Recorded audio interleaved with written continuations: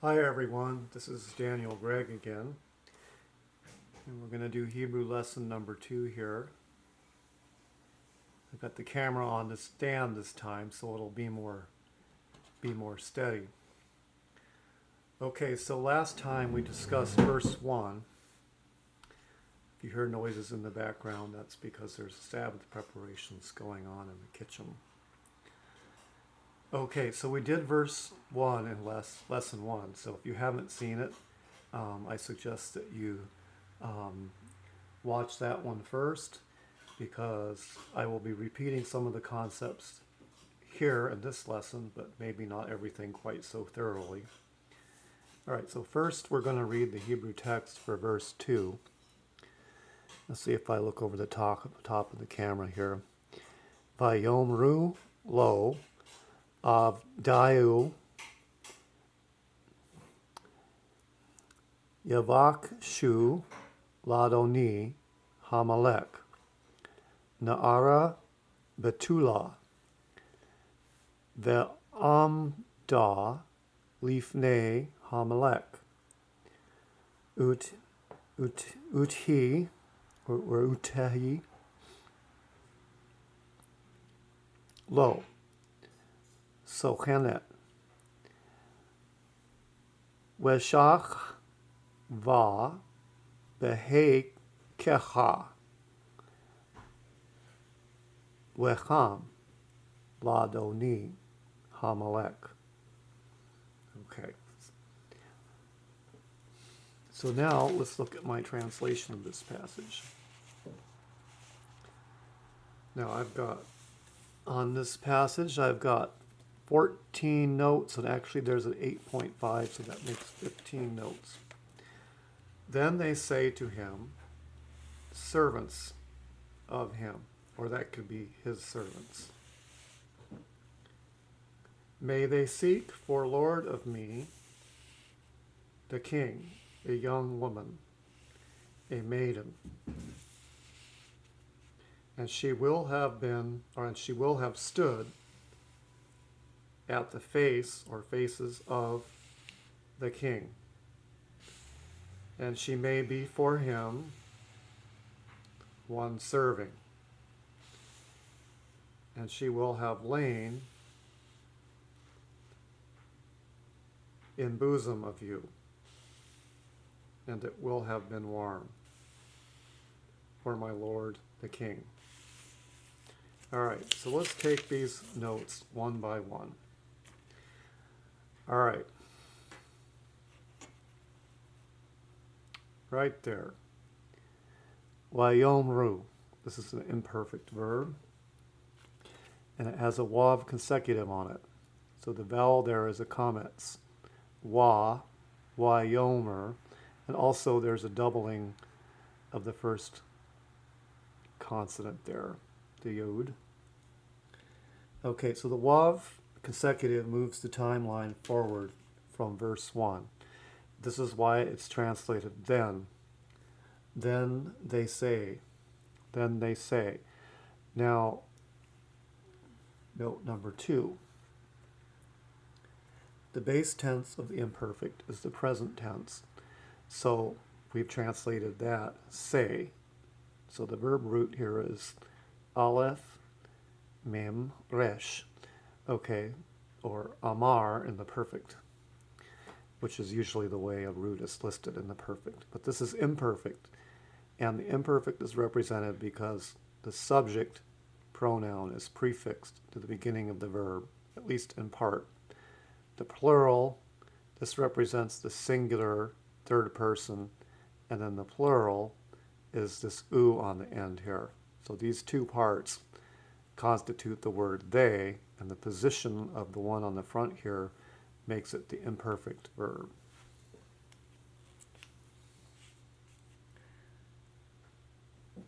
Okay, and of course a perfect verb only has a suffix on the end. Okay, note 3. To him. To is represented by the lamed and him by the o. So that's lo, preposition and pronoun. Servants of him. Okay, or it could be his servants. Just looking at the back of the camera here. Yep, everything's going well. Abdio. Okay.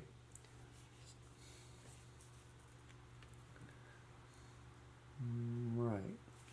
Down here. Okay. The base noun is eved, or servant.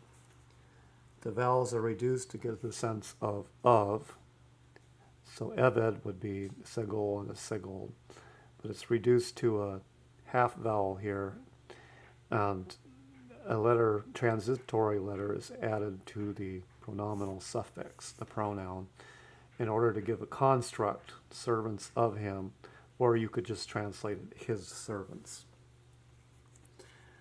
Okay, and this suffix on the end is, in most Hebrew speakers or readers today would pronounce this with a V sound, avdai, but in biblical Hebrew this was pronounced avdio or avdaiu. It's still a wav sound. It doesn't convert to a V sound at all, and we see that in Greek transliterations of names and stuff. I mentioned that in the last lesson. Okay, note number 6. We have another imperfect verb here, yavakshu. Okay, and they translated it, let them seek, but I have to explain the logic to it behind you here. Okay, so let's get the notes here where I can see it better. Okay, let's pin that right there so you can see it. You stop the camera from jiggling a little bit there. Okay. So this is another imperfect. Context places this in the future. Since the Hebrew has no moods with verb, the imperfect sense takes the sense of may in context instead of will. So the word may, could, can, would, future words of probability, which we would call subjunctive in Greek, or contingency words, are moods. Okay, and Hebrew doesn't have any explicit grammar to represent moods. We have to always get it from the context. So the context unaffected sense of yavakshu is they seek. Okay, so it's just a pronoun, subject pronoun, and present tense. Okay, so by putting the word may in, we show that it's future. Okay, note number 7. Okay, that's on here. Ladoni. Okay, the word parts here are lamed. Okay, and this is not a definite article, this comments. This is the result of the preposition normally connected with a schwa sound, but since the Adonai or Adon has a reduced vowel in it with a schwa already, the reduced vowel is carried over to the preposition and it's removed from the first letter. So it's transferred over here. Ladoni, okay, the E on the end, the Hirek and the Yod means my, okay, and Adon means Lord. So the sense is for Lord of me, okay, so this is a construct, but there's no vowel reduction going on here in this situation. It's just affixed to the end, so we can translate it for my Lord, okay. Ha-Melech, the king. So again, ha means a definite article. That's the hey and the comments, and Melech means king or ruler, one who's a ruler. And just as an aside here, the modern sense of a president would even be covered by the Hebrew word king. They use the word for the broader meaning, much broader than we would think of just when kings ruled, like the King of England. Okay. King. Okay. Na'ara, a young woman, but I don't have a note on this, but I'll throw one in anyway. Na'ar, without the suffix on the end, without that feminine hey on the end, the ah, okay. yeah, I forgot what that one's called, but that's a longer form of this vowel over here. And that's a feminine ending there. Okay, so the R would mean a young lad or a boy or a young man. Okay, but with this suffix on the end, it means a young woman. Okay. They have virgin, but I translate this maiden. Okay, and a maiden actually does mean a virgin or an unmarried woman. But there's a difference between Alma and Betula. And I wrote that note on the other side of the page. Okay, so Alma is the clinical word for virgin, and Betula is the polite word that's most commonly used, which means maiden. Okay, so Alma is a word that the root meaning is hidden or obscure. It's the same root as the word olam, which we translate as the obscurity of time or time immemorial, past the horizon of time. You can't see into the distant past or future. Okay, and in the same sense, it refers to the hiddenness or obscurity of the virgin. Okay, so Betula actually should be translated maiden. Okay, so let's flip over to our, see what our next note is on here. Okay. And she will have stood, okay, instead of and she will stand. Okay, see, in the ESV, they've obliterated the fact that this verb is a perfect verb. And let's see what the note number is here. She will have stood. Well, I didn't note 8, 9. Okay, well, I might see if I could explain this already here. Just give me a minute.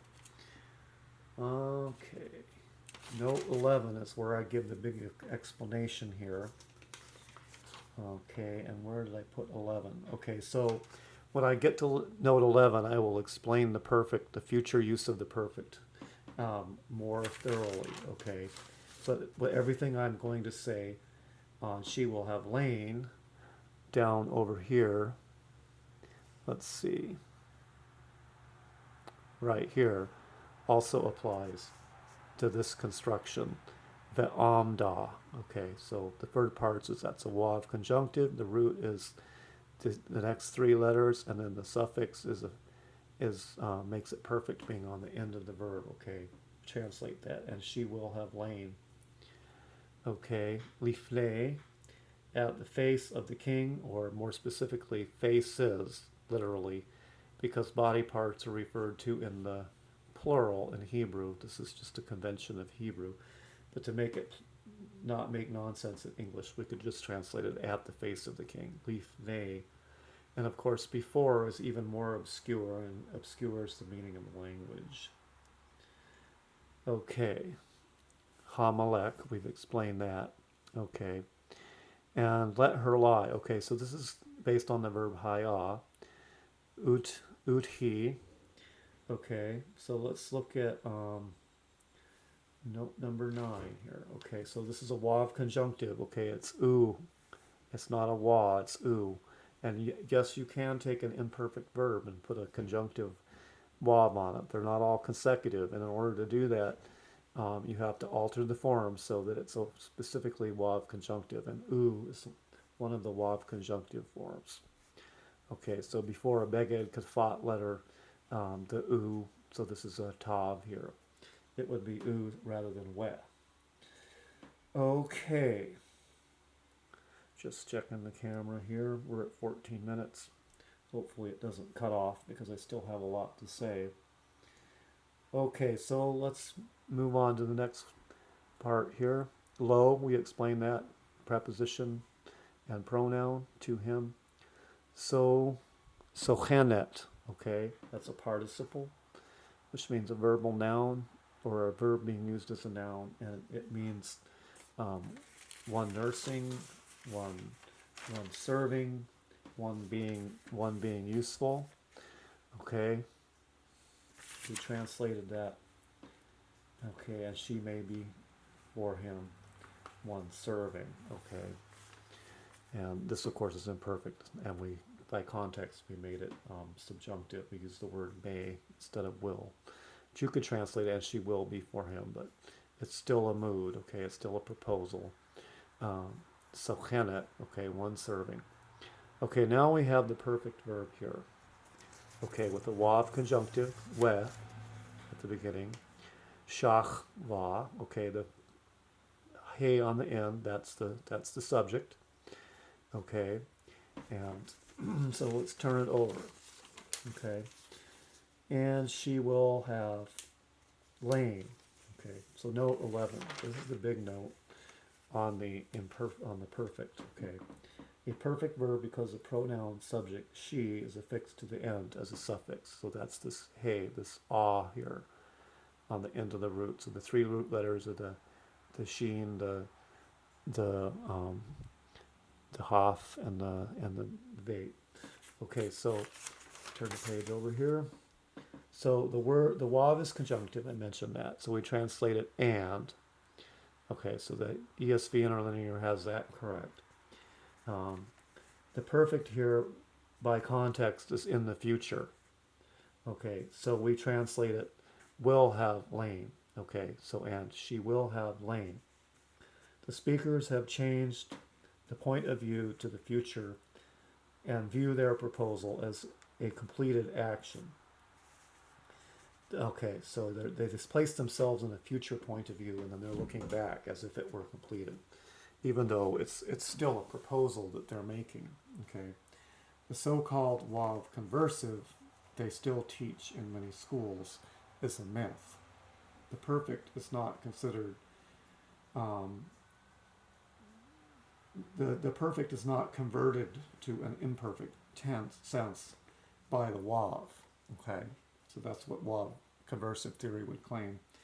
The perfect still gives a completed point of view. The wav conversive myth only works in carefully controlled academic presentations.